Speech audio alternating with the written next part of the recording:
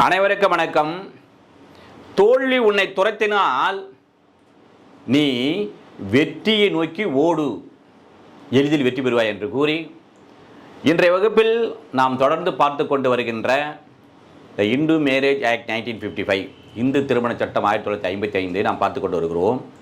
ஏற்கனவே என்ன பார்த்தோம்? செக்ஷன் 5ல் என்னென்ன நிபந்தனைகள் என்று பார்த்தோம்.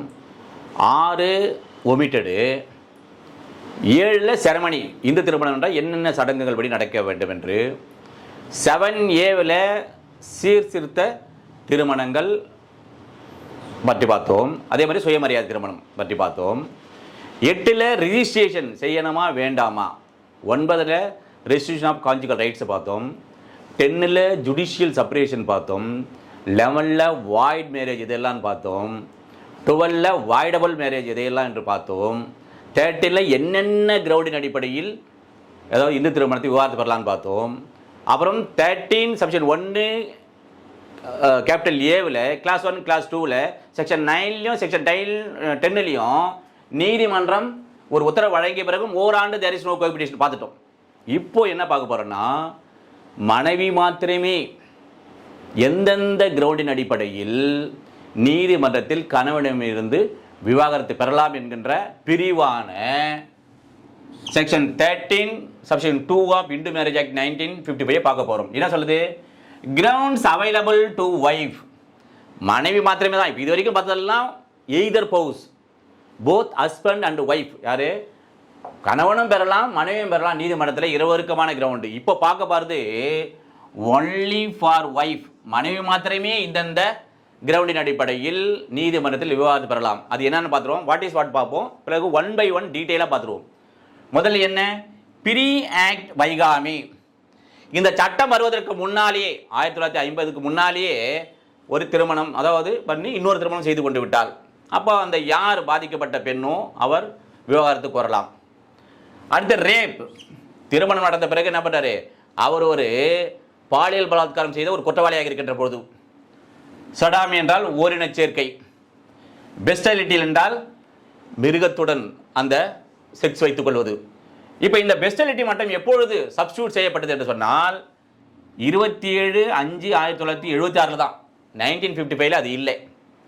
அதே போல் தேர்டில் பார்த்தீங்கன்னா நான் resumption of cohabitation for 1 year or more after decree for maintenance under section 125 of CrPC 1973. இப்போ இந்த கிளாஸ் 3 ஆனது எப்பொழுது இன்செர்டட் புகுத்தப்பட்டது என்று சொன்னால் 27/5/1976 தான் புகுத்தப்பட்டது. இதற்கு முன்னால் இந்த சட்டம் 1957 இல்லை. ஓகே, இப்போ நீதிமன்றத்தில் என்ன பண்ணுறாங்க, மெயின்டெனன்ஸ் கொடுக்க எதில் படி 120 சிஆர்பிசின் படி 1973 படி ஒரு உத்தரவு போட்டாங்க.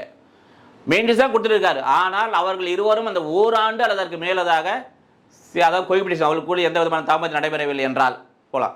இப்போ 120 சிஆர்பிசிக்கு நியூ இருக்குல்ல, BNSS 2023 பாரதிய நாகரிக் சுரக்ஷா சன்னிதா 2023ல என்ன பிரிவு அப்படின்றால் 144, இதுவும் ஃபேன்சி தான் 144.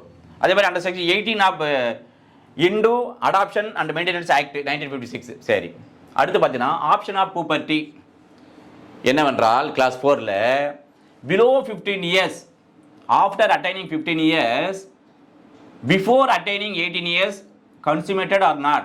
அதாவது ஒரு பெண்ணானவள் 15 வயதுக்கு முன்னாலே திருமணம் ஆகிவிடுகிறது.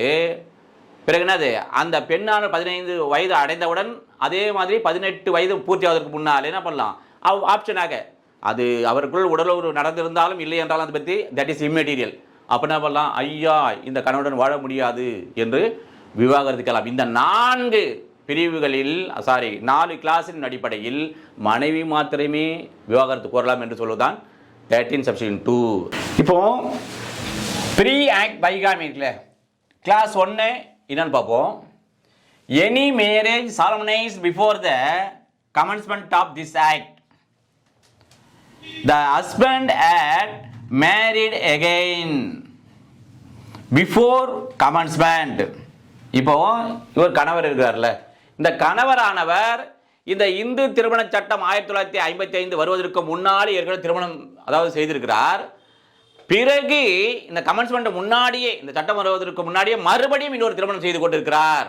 அப்படி இருக்கின்ற போது, அல்லது any other wife of the husband married before such commencement was alive, இது operative word, was alive at the time of solemnisation of marriage of the petitioner.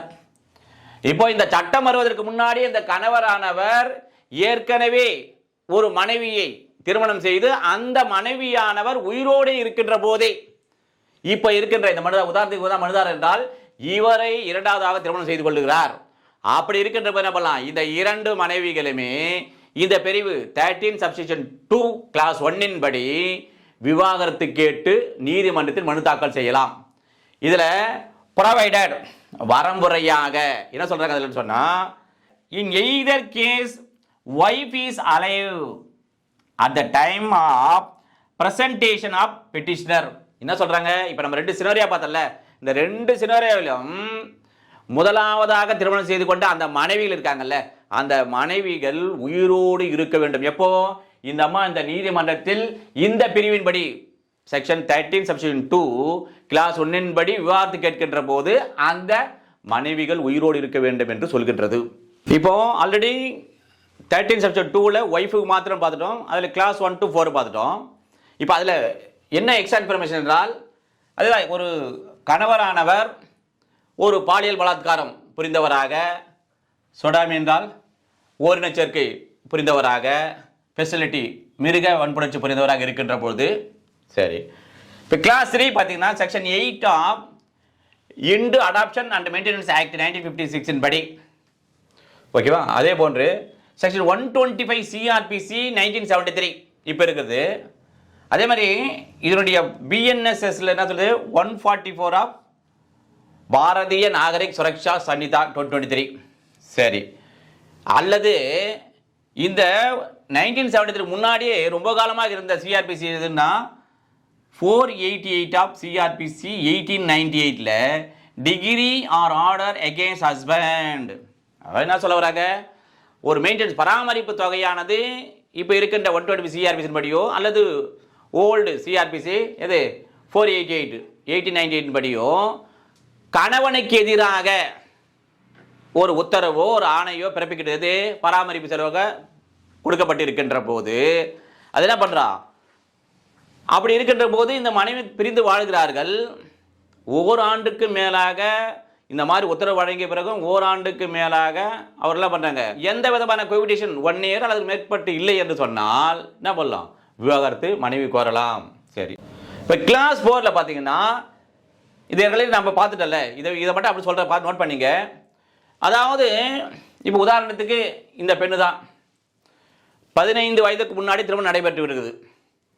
நடைபெற்ற பிறகு இந்த பெண்ணானவள் 15 வயது அடைந்தவுடன் அல்லது 18 வயது அடைவதற்கு முன்பாக என்ன பண்ணலாம், அவளுக்கு நடைபெற்ற அந்த திருமணத்தை ரத்து செய்வதற்கு மனு செய்யலாம். ஓகே, சரி, அடுத்து பாருங்க. இப்போ இந்த எக்ஸ்பிளனேஷன் சொல்லியிருப்பாங்கன்னு சொன்னா, this class applies before or after commencement of Marriage Law Amendment Act 1976 with effect from 27/5/1970. இந்த திருமண அதாவது திருத்தச் சட்டம் 1976 வருவதற்கு முன்னால் நடந்திருந்தாலும் அல்லது பிறகு நடந்திருந்தாலும் அந்த இரண்டு திருமணத்துக்குமே பொருந்தும் என்று சொல்லதான் இந்த விளக்கம். இந்த ரிலேட்டட் ப்ரொவிஷன் எழுதிங்க. Section 3 of prohibition of child marriage act 2006 குழந்தைகள் தடுப்பு சட்டம், அதாவது திருமண தடுப்பு சட்டம் இருக்குல்ல, இந்த 3 என்ன சொல்லியிருப்பாங்கன்னு சொன்னா, இப்போ குழந்தை திருமணம் நடைபெற்று விட்ட பிறகு 18 இயர்ஸ் ஆகணும் நடைபெற்று விட்டால் அந்த குழந்தையானவள் 18 வயது பூர்த்தியான பிறகு 2 ஆண்டுகளுக்குள்ளாக தன்னுடைய திருமணம் செல்லாது என்று மனு தாக்கல் செய்யலாம் என்று சொல்கின்றது.